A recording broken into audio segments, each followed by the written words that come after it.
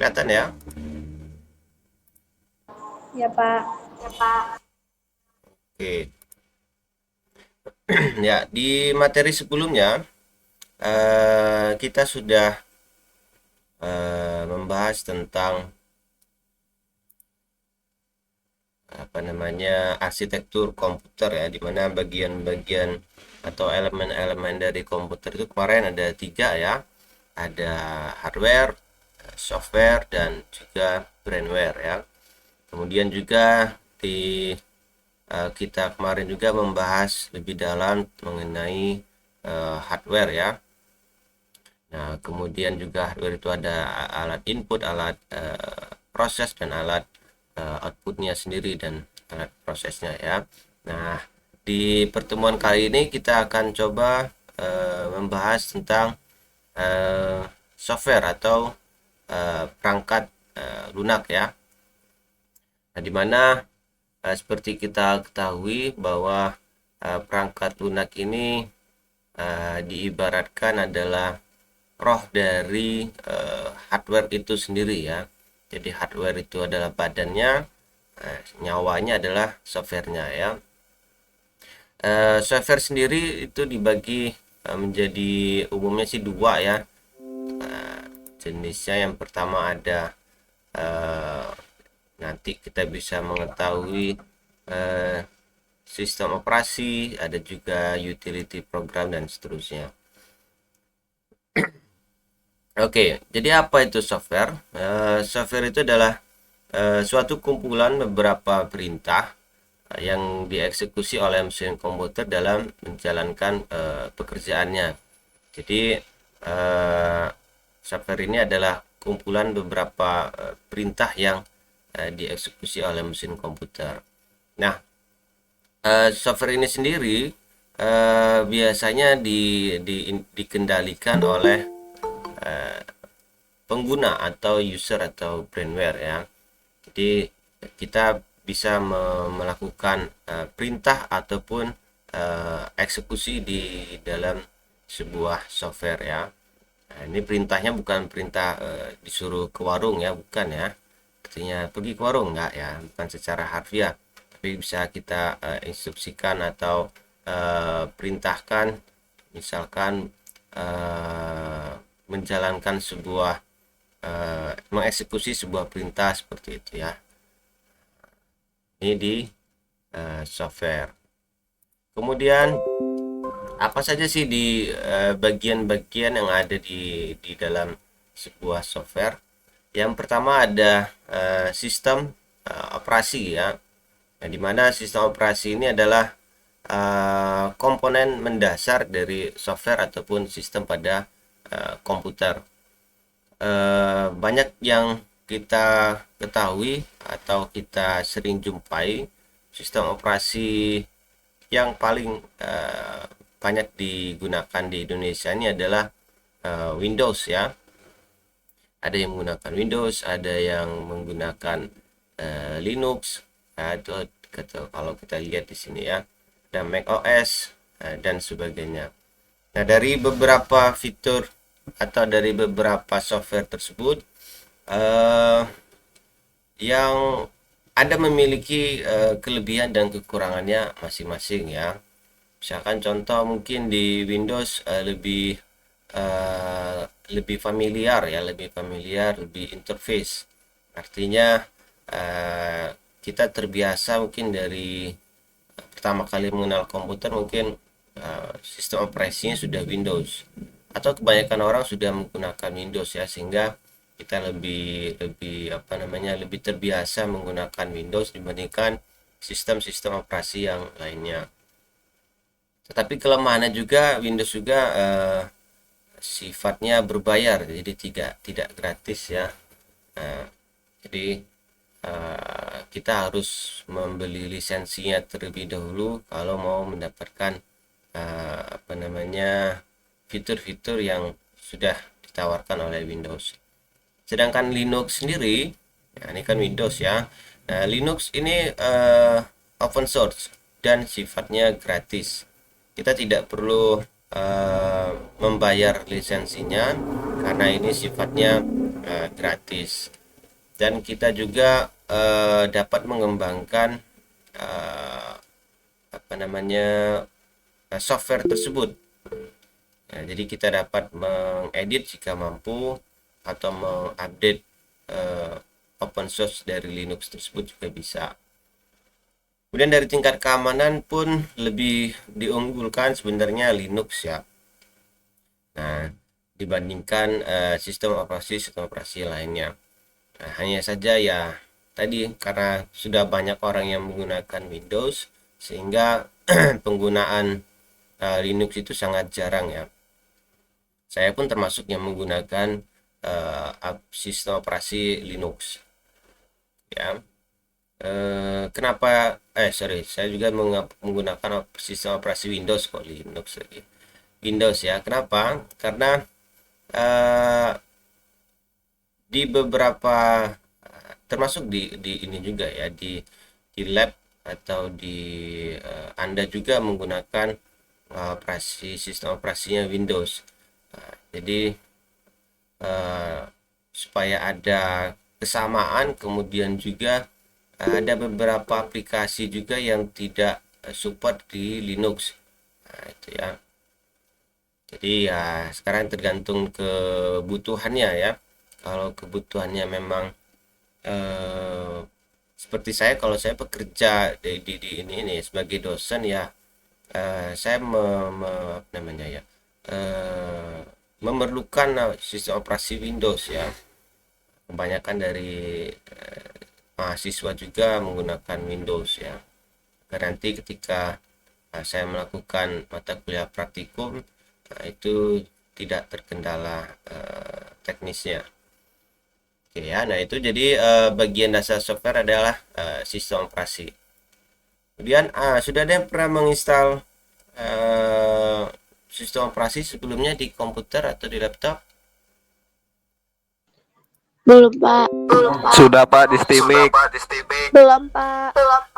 Ya, ya. Belum, Pak. Di Steamik udah Oke. Pak. Belum. Ya, ada yang sudah, ada yang belum ya. Oke. Ya eh, nah saya harapkan nanti Anda bisa mempraktekkan bagaimana cara menginstal sebuah sistem operasi. Nah, makanya beberapa kali saya katakan Anda wajib mempunyai komputer ataupun laptop ya, untuk sebagai alat penunjang proses belajar Anda. Jadi jangan sampai belajar komputer tapi tidak ada komputer. Nah, itu yang apa ya namanya ya? Ya aneh, menurut saya sih aneh ya. Jadi saya harapkan Anda punya komputer ya. Masa beli handphone 2-3 juta bisa gitu ya. Tapi untuk membeli laptop atau komputer second saja nggak apa-apa, nggak perlu yang baru gitu, nggak perlu ya. Yang second saja nggak masalah.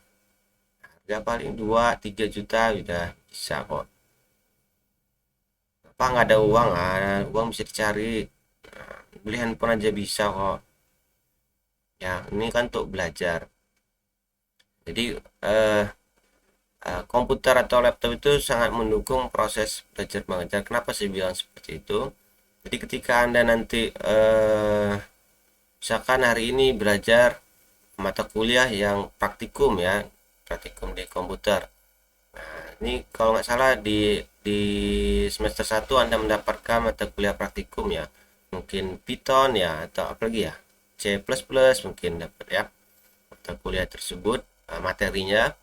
Nah, Anda bisa praktekkan setelah kuliah, bisa langsung Anda praktekkan materi yang sudah disampaikan oleh dosen-dosen yang mengajar mata kuliah tersebut. Nah, jadi kalau jika Anda tidak langsung menerapkan atau mempraktekkan pembelajaran yang sudah diberikan oleh dosen, ya nanti ya lupa. Nah, ingatnya pas waktu di ini aja, waktu dosennya memberikan materi, Selepas dari itu biasanya lupa. Nah, untuk kembali mengingatnya, salah satu caranya adalah mempraktekannya di rumah atau di luar dari kelas. Nah, bagaimana mempraktekannya kalau tidak ada komputer? Nah, makanya harus punya komputer atau laptop. Ya, diusahakan ya. Jadi, apalagi ini baru semester 1 ya, masih panjang perjalanannya. Anda akan sangat ketergantungan dengan laptop ataupun komputer nantinya.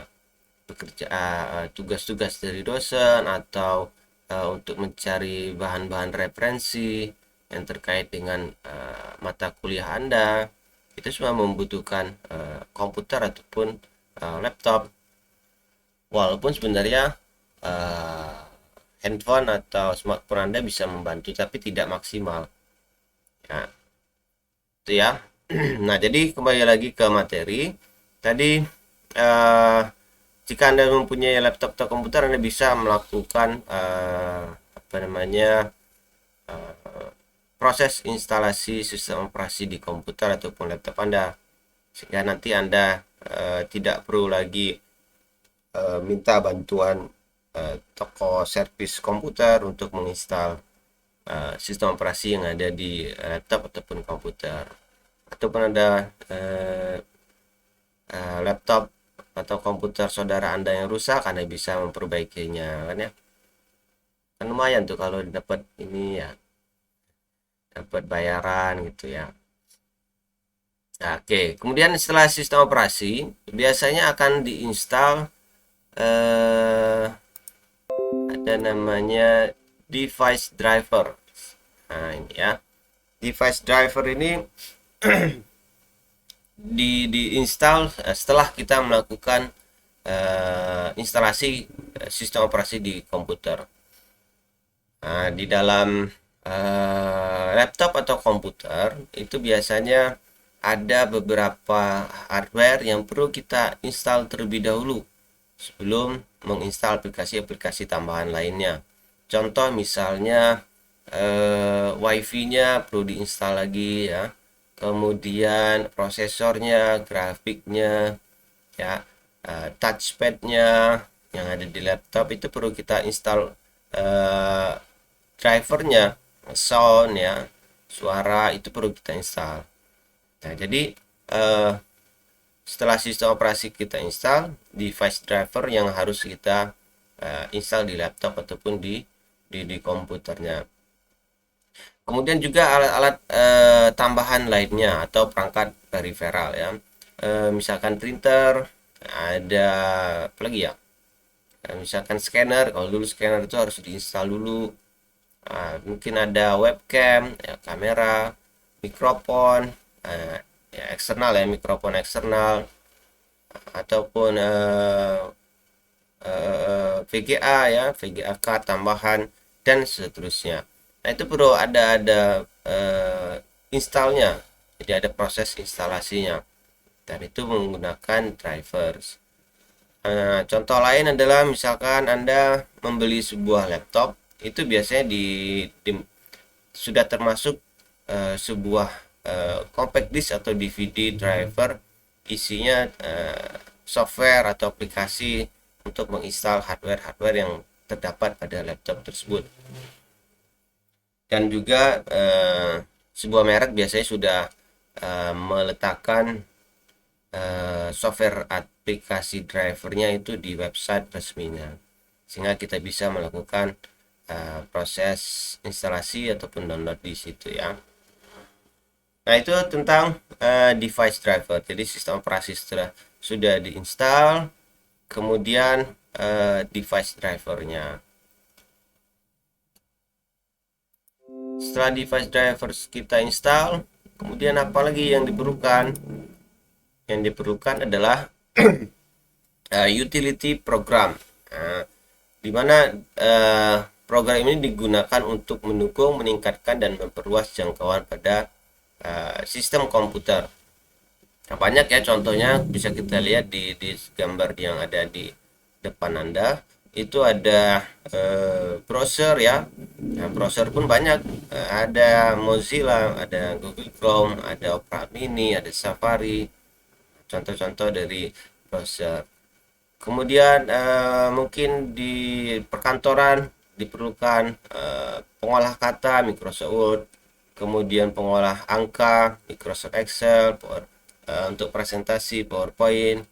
Nah, itu untuk perkantoran.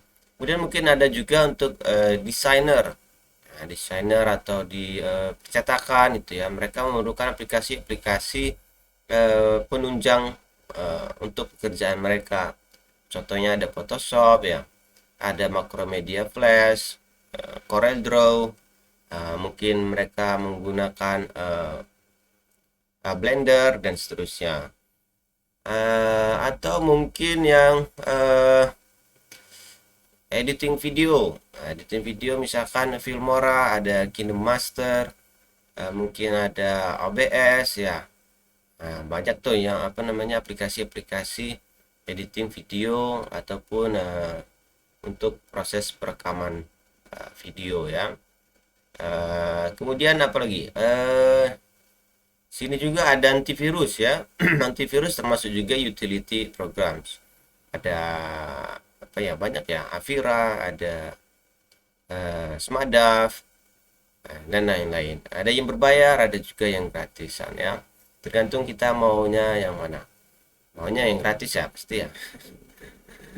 Ada juga aplikasi tambahan seperti musik player ya. Jadi untuk memutarkan musik ya. Di Windows biasanya sudah ada, sudah diikut sertakan aplikasinya ya. Tapi mungkin kalau mau yang lebih lagi bisa melakukan download musik player yang lainnya ya. Spotify mungkin, atau apa lagi ya, ada lagi ya, ada Noise mungkin ya, dan seterusnya deh. Jadi Anda banyak bisa mengeksplor aplikasi-aplikasi yang mendukung proses perkuliahan Anda ya. Oke, ini untuk utility program. Kemudian apa saja sih tipe-tipe dari sistem operasi itu? Yang pertama ada real time, di mana sistem operasi multitasking yang ditujukan untuk menjalankan aplikasi real time, memakai algoritma khusus dalam operasinya yang menggunakan penjadwalan. Real time di sini artinya kita dapat melakukan sebuah kegiatan di waktu yang bersamaan. Contoh seperti ini nggak usah jauh-jauh, kita melakukan proses perkuliahan daring ini pun sudah real time ya. Jadi waktu yang ada di tempat saya dan waktu yang ada di tempat Anda betul-betul ya sama ya, artinya real time, waktu yang ada sekarang ya. Jadi kita bisa melakukan proses misalkan video call atau seperti ini, video conference. Nah, ya, jadi bisa kita lakukan secara real time, tepat waktunya ya. Kemudian juga ada multi user. Nah, ini memungkinkan banyak pengguna untuk mengakses sistem komputer pada saat yang sama. Jadi misalkan ini time sharing dan server di internet, oke. Atau di saat kita menggunakan komputer kita, nah di sini ya, misalkan ini di proses daring ini pun juga multi user ya. Jadi Anda dapat melihat atau mengakses slide share yang sudah slideshow yang sudah saya tampilkan ini bisa dilihat oleh semua mahasiswa ya yang berada di Google Meet ini. Nah, ini adalah multi user ya. Kemudian juga ada multitasking. Jadi multitasking ini memungkinkan lebih dari satu program untuk berjalan pada satu saat ya, pada satu masa ya. Artinya di dalam komputer itu dapat menjalankan lebih dari satu program. Misalkan Anda sembari mengetikkan sebuah naskah di Microsoft Word, kemudian juga Anda mengaktifkan musik misalnya ya, menggunakan musik player, atau sembari menghidupkan YouTube ya, mendengarkan lagu atau mencari referensi dari YouTube. Ada juga mengetikkan naskah di Microsoft Word ya. Nah, itu sudah multitasking tuh. Artinya sudah mengerjakan lebih dari satu kegiatan. Ya. Nah, ini adalah tipe sistem operasi. Apalagi berikutnya ada juga masih tipe sistem operasi. Yang berikutnya adalah distributed system. Ini mengatur sebuah kelompok dari komputer yang independen dan membuat mereka tampak seperti satu buah komputer. Artinya contohnya di misalkan client server ya. Jadi server itu dapat mengendalikan klien-klien yang ada di bawahnya. Kemudian juga klien itu tidak memiliki akses ke internet, tetapi dikendalikan oleh servernya. Jadi dia sebuah kelompok, tetapi dia bisa menyerupai hampir sama seperti satu komputer. Kira-kira seperti itu distributed system. Dia mendistribusikan keperluan atau kebutuhan dari klien-kliennya. Yang terakhir adalah embedded system. Nah, ini dirancang untuk digunakan di sistem komputer embedded. Contohnya misalkan di handphone Anda ya. Nah, itu sudah embedded system. Kemudian di kalkulator atau di lagi ya. Di misalnya di Magicom ya. Menanak nasi itu sama itu embedded system juga ya. Kemudian misalkan di alat-alat atau hardware Arduino, itu sudah menggunakan embedded system. Artinya embedded system ini sistemnya itu sudah tertanam di dalam hardware-nya. Kita tidak dapat lagi mengedit ataupun merubah coding yang ada di dalamnya. Jadi kita hanya bisa menggunakannya. Sama halnya tadi seperti ketika pertama kali kita menginstal sebuah sistem operasi, itu ada namanya BIOS ya, aplikasi BIOS. Aplikasi BIOS itu termasuk salah satunya ke tipe sistem operasi embedded system. Jadi kita tidak dapat merubah aplikasi BIOS tersebut. Ya, kita hanya dapat menggunakannya saja, mengoperasikannya. Nah, tidak dapat kita ubah ataupun kita edit atau kita upgrade dan seterusnya, nggak bisa. Itu sudah tertanam dari pabrikannya ya. Nah, dinamakan embedded system.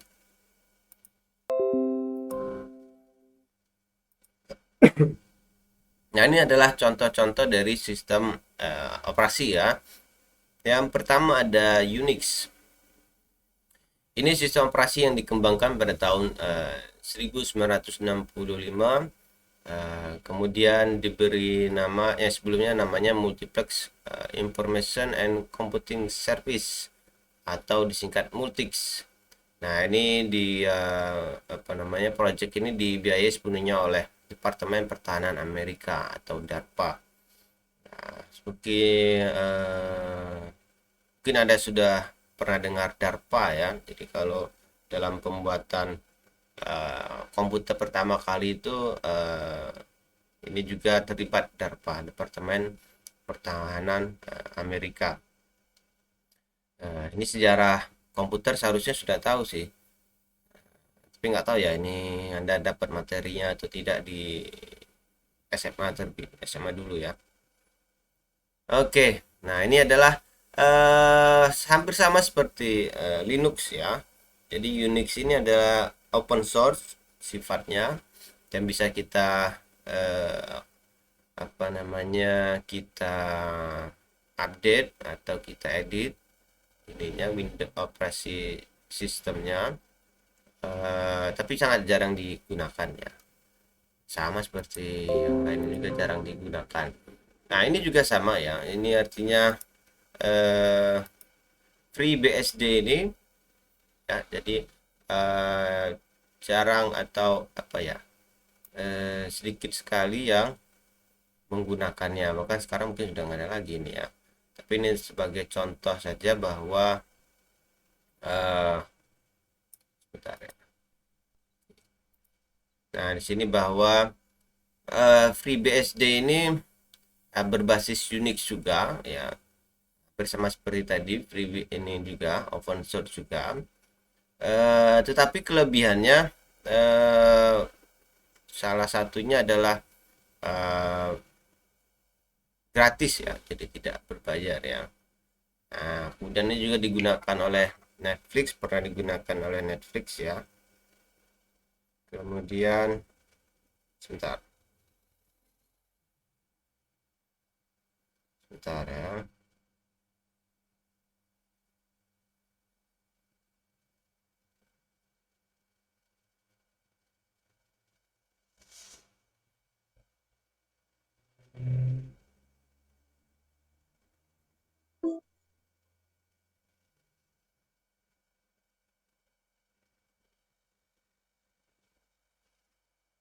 Oke, maaf.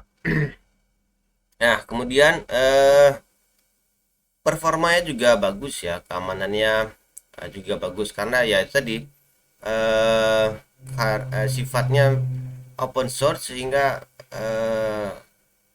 apa ya namanya ya, jarang sekali terkena virus ya. Kalau dia yang gratis itu malah dia lebih bagus, tapi pada nggak mau menggunakan aplikasi-aplikasi sistem operasi yang sifatnya open source. Berikutnya adalah Macintosh ya, macOS. Ini digunakan biasanya untuk Apple ya. Ada yang punya Apple sini? Saya tahu punya Apple ya. Oke, jadi sistem operasi macOS ini digunakan ya di laptop Apple ya. Tetapi bisa juga kalau sekarang, kalau beberapa ya, video yang pernah saya tonton itu juga bisa diaplikasikan di laptop pada umumnya. Mungkin tapi ada beberapa fitur yang tidak bisa dijalankan ya, seperti normalnya di Apple ya. Karena memang diperuntukkan untuk Apple sebenarnya. Nah, ini yang jadi apa namanya, Macintosh ini pertama kali menggunakan GUI atau Graphical User Interface di Apple-nya ya. Kemudian juga ada yang ini mungkin yang kedua terbanyak setelah Windows ya. Sebentar. Jadi orang lebih banyak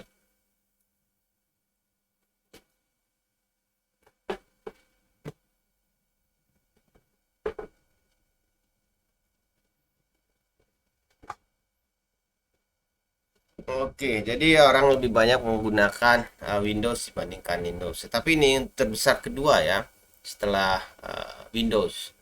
Nah, sebenarnya saya lebih apa namanya ya, lebih tertarik ke Linux ya. Maunya sih mau pakai Linux sebenarnya saya. Tapi karena banyak orang pakai Windows, nantinya takutnya nggak sama, dan kemudian aplikasinya nanti ada beberapa yang tidak support. Nah, itu yang saya khawatirkan. Anda pakai Windows, saya pakai Linux, nanti ketika ketemu di mata kuliah praktikum nanti bingung nanti.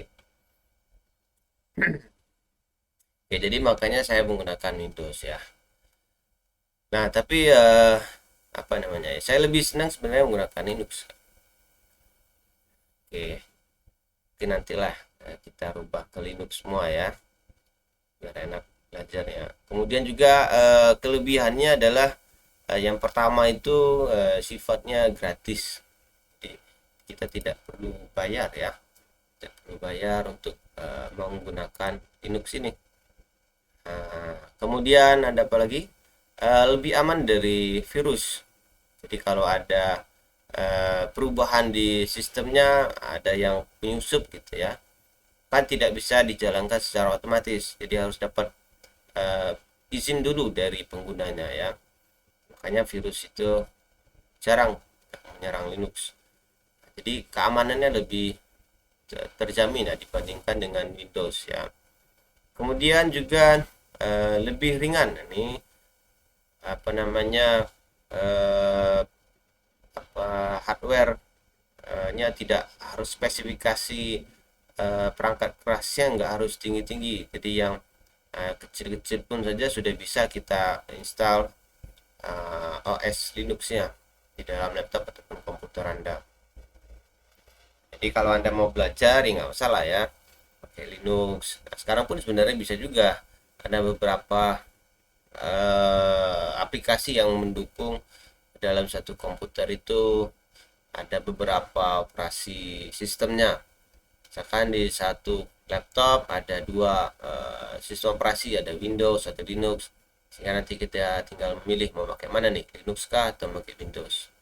Nah, jadi itu makanya saya bilang ya, Anda bagusnya itu punya laptop ya, wajib lah itu ininya, hukumnya wajib punya laptop, jadi bisa bereksperimen install apa ya, install sistem operasinya apa, menginstal software aplikasi bahasa pemrograman atau database ya.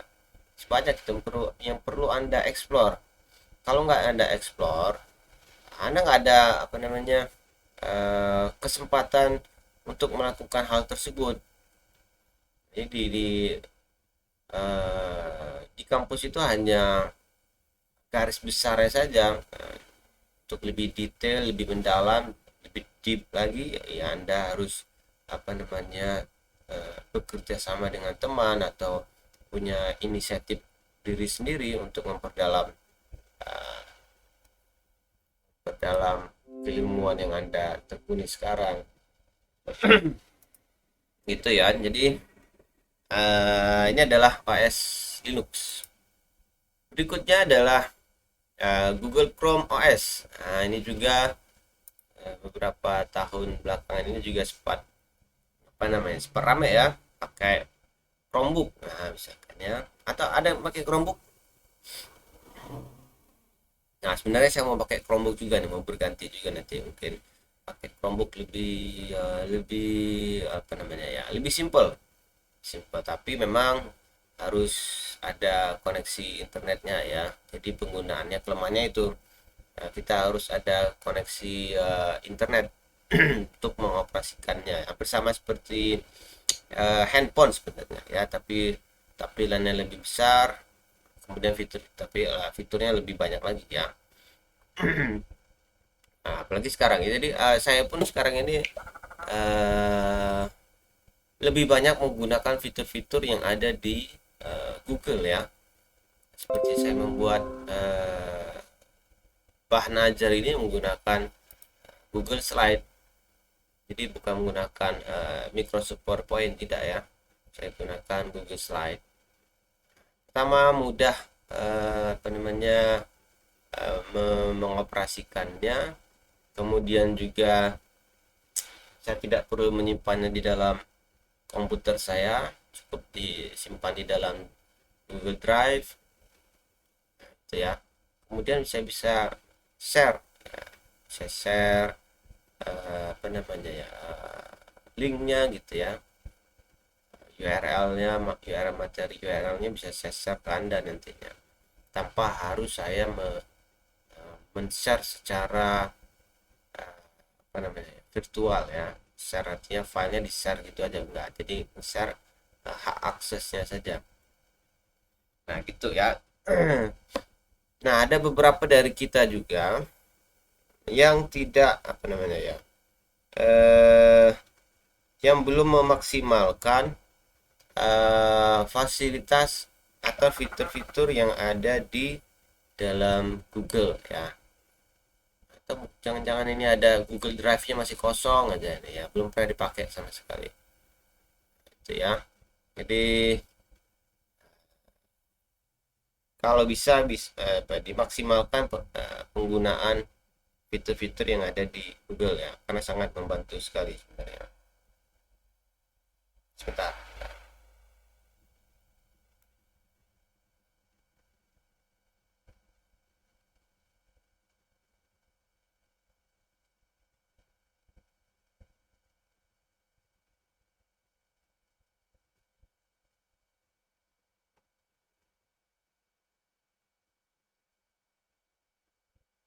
Bentar ya.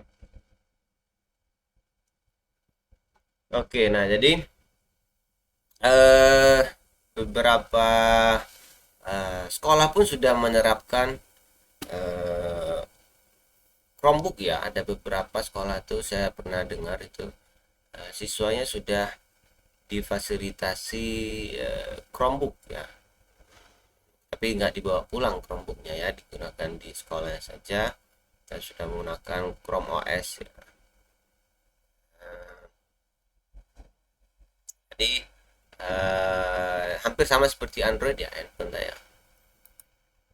Ada yang ada yang tertarik untuk ini, untuk beli Chromebook? Oke, berikutnya, nah ini yang paling banyak digunakan ya. Mungkin di dunia mungkin ya banyak banyak menggunakan ini ya. Dan yang pastinya kalau di Indonesia hampir hampir semuanya menggunakan Windows ya. Tapi ada juga yang Linux, ada beberapa kalau dia programmer gitu ya, itu lebih senang mereka menggunakan Linux agar tidak mudah diserang virus. Nah, kemudian di Microsoft Windows sendiri pertama kali itu yang saya pun sempat mengalami ada MS-DOS ya. Ini ya Microsoft Disk Operating System. Nah, ini bertahan sampai dengan muncul Windows 95 dulu. Kalau apa namanya DOS ini dia harus apa namanya ya, tidak bisa multitasking, hanya satu satu pekerjaan saja. Tadi kan ada ya multitasking dan single tasking. Jadi MS-DOS ini menerapkan single tasking, sehingga nantinya ketika mau mengerjakan atau membuka aplikasi lain ya itu tidak bisa ya, harus di apa namanya ya, di berhenti dulu aplikasi yang mau di apa namanya yang sedang dijalankan, di stop dulu baru buka aplikasi yang lainnya. Nah, berkembang sampai dengan sekarang Microsoft Windows. Terakhir yang saya tahu sih Windows 11 ya, nggak tahu kalau sudah ada perkembangan terbaru lagi. Jadi sudah sampai dengan Windows 11. Nah, itu kalau Anda lihat logonya itu berubah-ubah ya. Tapi punya konsistensi warna benderanya nggak berubah ya. Oke, ini contoh-contoh dari sistem operasinya ya. Kemudian ada juga tadi ya sempat kita singgung di awal tadi, ada device driver. Nah, perangkat lunak ini adalah memberikan izin pada perangkat input dan output untuk berkomunikasi dengan seluruh perangkat komputer.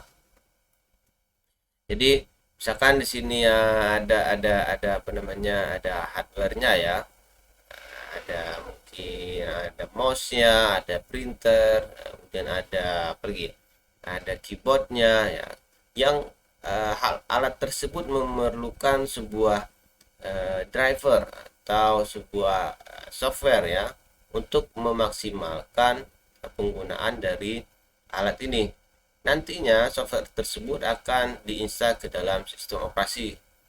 Hanya yang perlu diinstal terlebih dahulu itu adalah sistem operasinya, baru nanti diinstal device drivernya.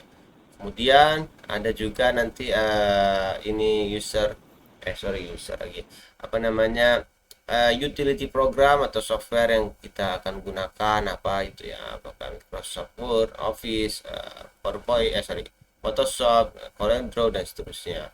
Nah, ini baru kita install. Nah, jadi itu ya device driver. Kemudian lagi device driver ini berfungsi juga sebagai jembatan penghubung antara software dengan hardware-nya. Jadi, kalau dia di dalam sebuah OS itu akan bisa menghubungkan, artinya saling bisa berkomunikasi jika device drivernya sudah diinstal. atau misalkan sebuah monitor atau proyektor. Kalau proyektor ada yang perlu diinstal, ada yang juga tidak ya. Jadi ada beberapa device itu plug and play, sifatnya plug and play. Jadi artinya eh, kita langsung dihubungkan saja ke komputer atau laptop, bisa langsung berjalan atau apa namanya, bisa dioperasikan secara normal. Kan tetapi ada juga yang diminta untuk menginstal terlebih dahulu drivernya. Contohnya ya printer, ya printer itu kita harus diinstal ya.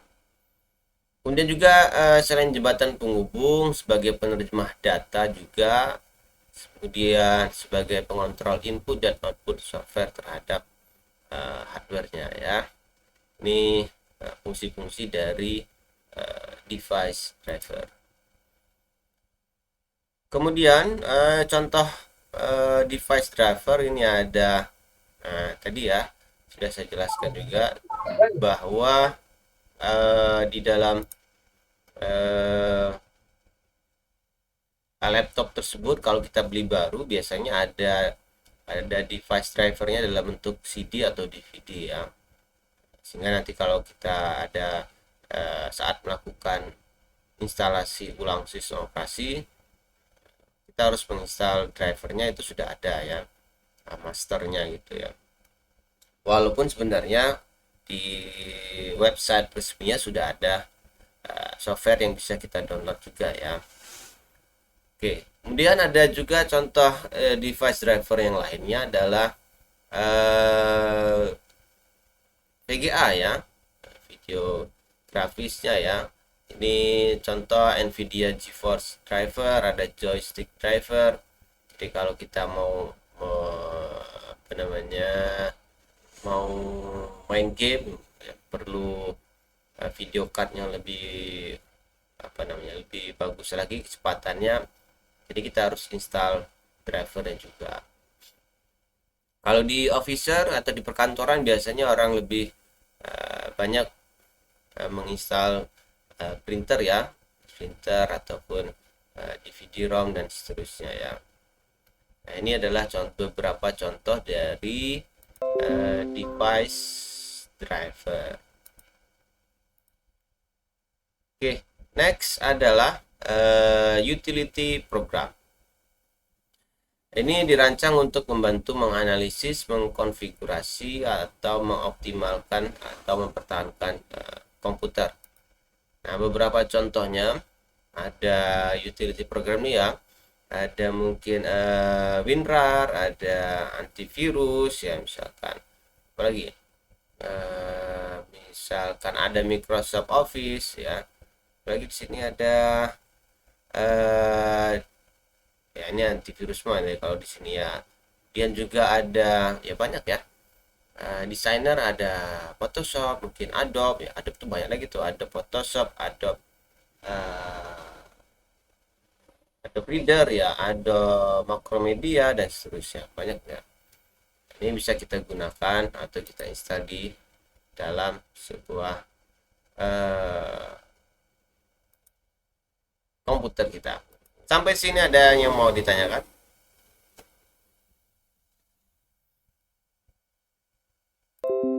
Halo? Iya, lo, Pak. Iya, Pak. Kirain sudah. Ya Pak, ya Pak. Ya Pak, ya Pak. Ya, Pak. Ya, Pak. Iya, Pak. Ya, Pak.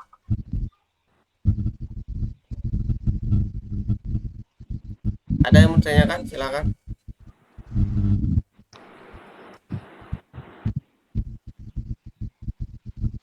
Sepertinya tidak ada yang ditanyakan, Pak. Oke.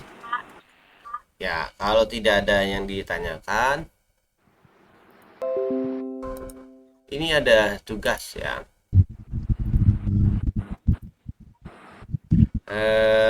Tugasnya Anda nanti silakan cari referensi-referensi baik dari internet atau dari buku ya. Nanti Anda jelaskan apa namanya, kelompok perangkat lunak dari 1 sampai dengan 5 ya. Per Misalkan kelompok di apa? enggak, per individu, ini individu. Individu ya. Individu ya Pak ya. Jadi ya, misalkan di perkantoran. Nah, di perkantoran itu memerlukan apa saja sih softwarenya? Contoh, misalkan jika di perkantoran itu perlu pengolah kata. Jadi pengolah kata itu Microsoft Word. Selain Word apa aja? Banyak lagi ya. Ya, Pak. Jadi Anda jelaskan apa definisinya, fungsinya, ya, kelebihan atau mungkin kekurangan, ya, nanti Anda jelaskan saja. Jadi mungkin itu di perkantoran ya. Berikutnya ada juga basis data atau database. Ada beberapa banyak ya aplikasi-aplikasi database yang bisa Anda cari, kemudian Anda jelaskan ya. Kemudian juga ada desain, ada Photoshop, Corel Draw contohnya ya. Editing video, misalkan ada KineMaster, ada OBS, ada Filmora. Bahasa pemrograman apa? Visual Basic, Java, banyak ya, Python. Itu ya. Jadi Anda jelaskan, uraikan, semakin banyak semakin bagus. Ya, ininya apa namanya? Penjelasan Anda di tugas ini.